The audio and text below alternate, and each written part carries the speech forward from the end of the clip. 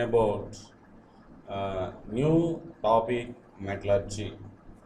So this is one of the important topic related to second year chemistry. This topic is very important for IP orientation and objective point of view. Okay, last class I discussed what is the meaning of metallurgy, what is the meaning of ore, what is the meaning of matrix. So the terms are explained. And next, what are the important ores in our regular life? So many ores are there related to oxide ores, carbonate ores, sulfur containing ores. So many ores are there.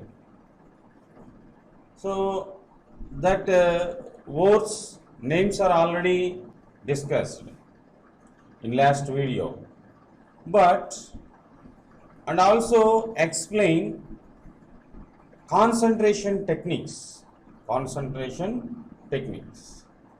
Now today I am going to discuss what is the meaning of concentration techniques and individual explanation for different concentration methods. Now first I am going to discuss concentration methods. Concentration methods or concentration of ores. Concentration of ores. First of all, what is the meaning of concentration? What is the meaning of concentration? Concentration means the removal of impurities from different ores. The removal of impurities from ores, that process is known as concentration. The removal of impurities from ores, that process is known as concentration. Now, some of the concentration methods are observed. First one, hand pickling method. Hand pickling method.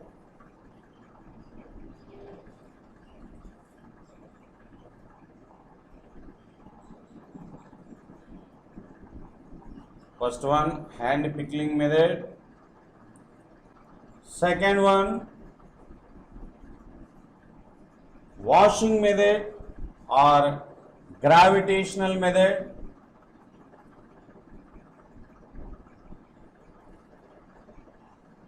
Washing method or gravitational method.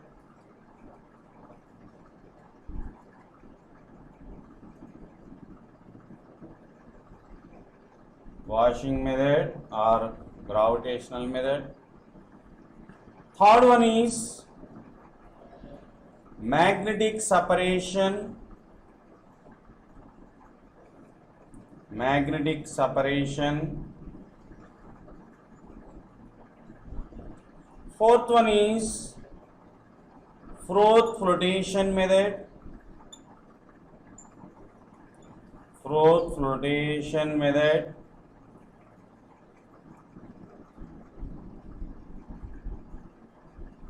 Fifth one is leaching method.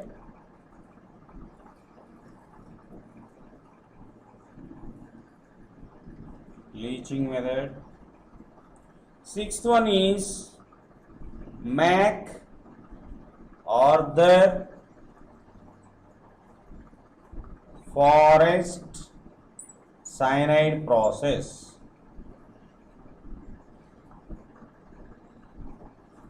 These are the some concentration methods.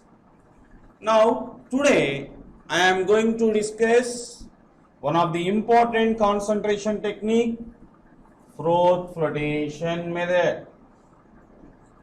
Okay, so this is a basic concept Froth flotation method. Now, froth flotation method is one of the important concentration technique. Froth flotation method. Froth flotation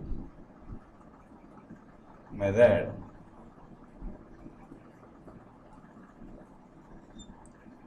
Froth flotation method is one of the important concentration technique. What is the main advantage of froth flotation method? What is the main advantages of froth flotation method? Froth flotation method is used only concentrated sulfur related ores. Okay, so this method is only concentrated only sulfur containing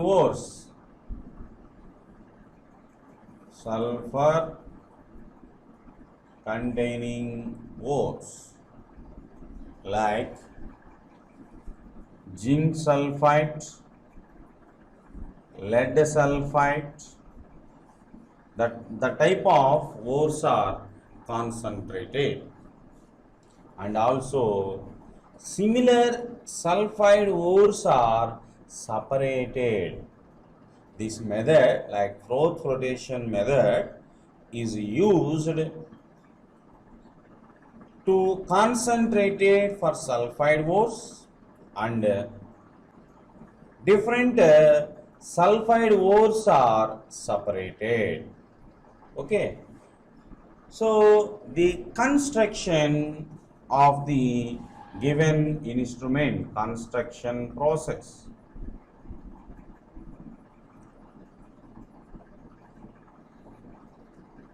Instruments.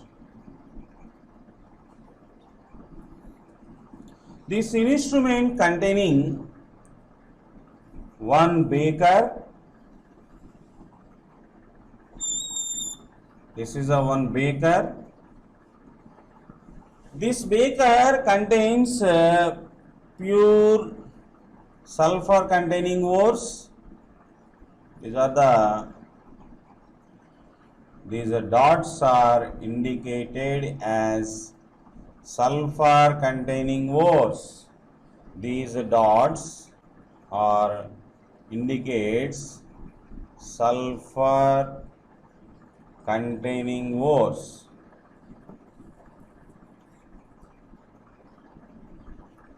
These dots are indicated sulfur containing ores. And so the ores are generally exist solid state in nature. These ores are crushed. So this is converted to amorphous solids. So this is the amorphous solid. Means these ores are attained powder form. Okay. So this is a sulfur containing ore. And next one, this ore added with few drops of water. This ore added with few drops of water.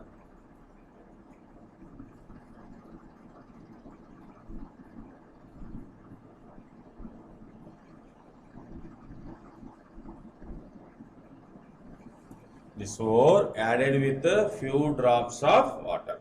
First one beaker is taken. This beaker containing amorphous form of sulfur containing ores, and then added few drops of water.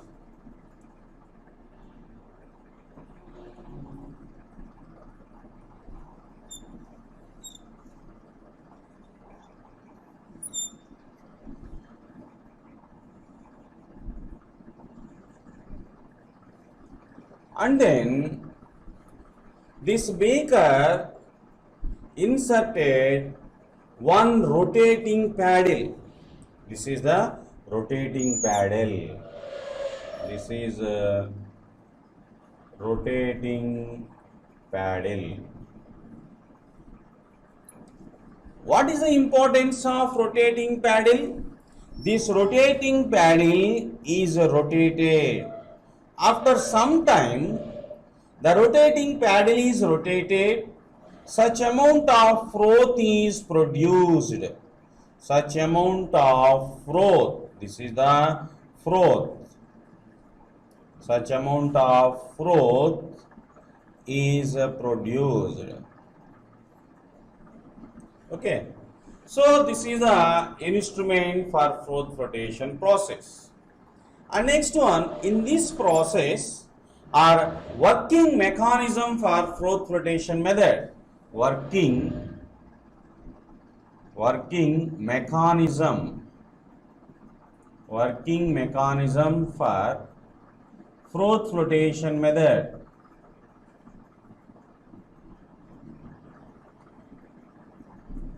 Working mechanism for froth flotation method.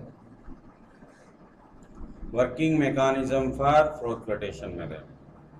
Okay, students. So this method is observed. First, one beaker is taken. That beaker contains such amount of amorphous form of sulfur containing ores, and then these ores, this amorphous form of ores added with a few amount of water. After some time, these two components are mixed by using rotating paddle. After some time, to produce few amount of froth. That resulting froth is very negligible. Okay, that situations, our aim is to create large amount of froth. The large amount of froth is produced. The large amount of froth is produced by the addition of small amount of froth collectors. Small amount of froth collectors. What is the importance of froth collectors? What is the importance of froth collectors? Froth collectors are used to develop the large quantity of froth, to produce the large quantity of froth. So example,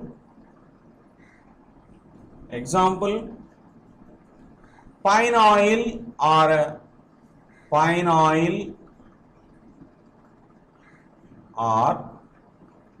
sodium ethyl xanthate. Sodium ethyl xanthate. Pine oil or sodium ethyl xanthate. So one beaker is taken, that beaker containing amorphous form of ore, and then water is added after rotating by using rotating paddle to produce small quantity of froth, and then added froth collectors to produce large quantity of froth. That is the importance of froth collectors. Once again repeated in this point, what is the importance of froth collectors? Froth collectors are used to produce a large quantity of froth. That is the importance of froth collectors. And next one, to produce a large quantity of froth collectors. So these developing froth is unstable.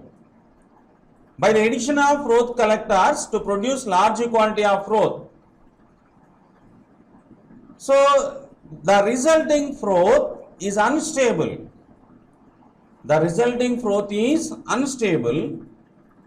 But the unstable froth is added froth stabilizers. to produce stable froth.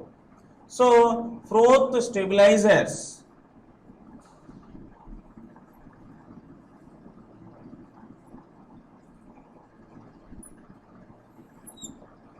Froth stabilizers.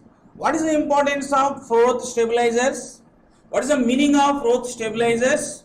Generally, the resulting froth is unstable. So, this froth is easily collapsed within few seconds or within few minutes.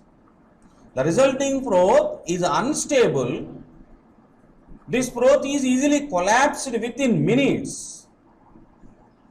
This froth is easily collapsed within short time. In that situation, the resulting froth added some external components to maintain the stability of the froth. So the external components, the addition external components are known as froth stabilizers. Examples: aniline or cresol. Aniline or cresol. These are the froth stabilizers. Okay. Froth collectors, froth stabilizers. And next one, froth activators.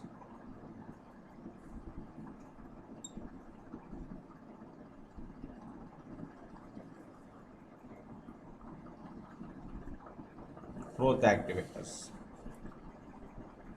So the froth collectors are added to produce large quantity of froth, and then automatically froth activators are added. Froth activators are added to produce maximum amount of froth. The given amorphous form of ore releases maximum amount of froth by the addition of froth activators. That is the importance of froth activators. Froth activators are used. Froth activators are used. These components are added to produce a large quantity or a maximum amount of froth. To produce maximum amount of froth. That is the importance of froth activators. Next one, froth separators. Froth separator.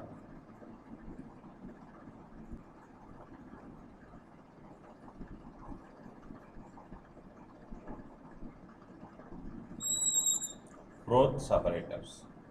Or other name is froth depressions.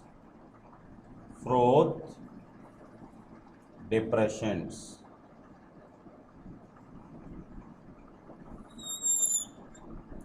Generally, the amorphous ore contains zinc sulfite and lead sulfite. The amorphous ore contains zinc sulfite and lead sulfite. These two ores are containing sulfur. These two ores are liberated froth, but the resulting froth added NaCN, sodium cyanide, or potassium cyanide. These molecules are known as froth depressions. So the resulting froth added with froth depressions to produce different colors. This is the froth and froth depressions, both are added to produce different colors.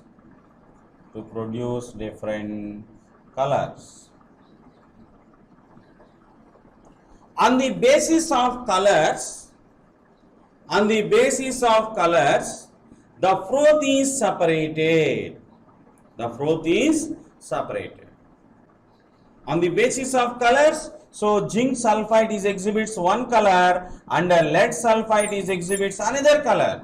On the basis of color, the total froth is separated. The froth is separated. So, okay, this is the separation process of froth. And then the resulting froth is collected. The resulting froth is collected another beaker. The resulting froth is collected with another beaker. The resulting froth is collected another beaker. This is the resulting froth. Okay. The resulting froth is collected another beaker. The resulting froth is collected with another beaker. So the required froth is wetted to produce pure sulfur. So this froth is wetted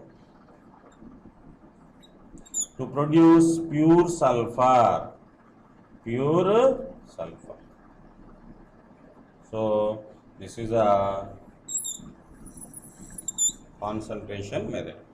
So the sulfide ore is taken, so that sulfide ore is converted to pure sulfur. Means the remaining impurities are eliminated. That is the importance of, or that is the main use of froth flotation method. Okay. Once again, recall in this method like froth flotation method. Okay, students. Now today I am going to discuss introduction to concentration methods. Concentration method means the removal of impurities from ores. That process is known as concentration methods. Now, some of the concentration methods are observed: hand pickling method, washing method or gravitational method, magnetic separation method, leaching method, MacArthur Forest cyanide process. Now, first I am going to discuss froth flotation method. Students, froth flotation method is used. The amorphous form of sulfur containing ore is converted to pure sulfur and remaining impurities are eliminated. That is the importance of froth flotation method. Construction process of in this instrument, first one beaker is taken. That beaker containing amorphous form of sulfur containing ore. So the dotted lines are indicated as amorphous form of sulfur containing ore. That ore added with a few amount of water and then rotated by using rotating paddle after some time to produce few amount of froth. Do not produce large quantity of froth. So in that situation, by the addition of few amount of froth collectors like pine oil and sodium ethyl xanthate to produce large quantity of froth. So and then automatically few quantity of froth activators are added to produce maximum quantity of froth. And then the resulting froth is unstable. Generally or naturally, spontaneously, the resulting froth or natural froth is unstable. So this is easily collapsed within short time. In that situation, that froth is maintained some stability by the addition of froth stabilizers. Froth stabilizers like aniline or cresol. These two components are added, that froth is maintained some stability. That type of components are known as froth stabilizers. The stable froth is separated another beaker. So some situations, so the individual amorphous ore containing two or more sulfur containing ores. In that situations, froth depressions or froth separators are added. The resulting froth is exhibits different color On the basis of color, so the individual sulfur containing ores are separated. Okay, that reagents are known as froth depressants. Okay, anyhow, that is out of matter, but the resulting froth is separated with another beaker. This is another beaker. The resulting froth is separated another beaker. This the resulting ore is wetted. So the resulting ore is converted to pure sulfur. The resulting ore is converted to pure sulfur. Finally, this process is observed. So the amorphous form of sulfur containing ores are converted to pure sulfur. The amorphous form of sulfur containing ores are converted to pure sulfur, and remaining impurities are eliminated. That is the main use of froth flotation method, but this technique is one of the concentration technique. Especially the froth flotation method is only concentrated for sulfur containing ores. Okay, this is a explanation for froth flotation.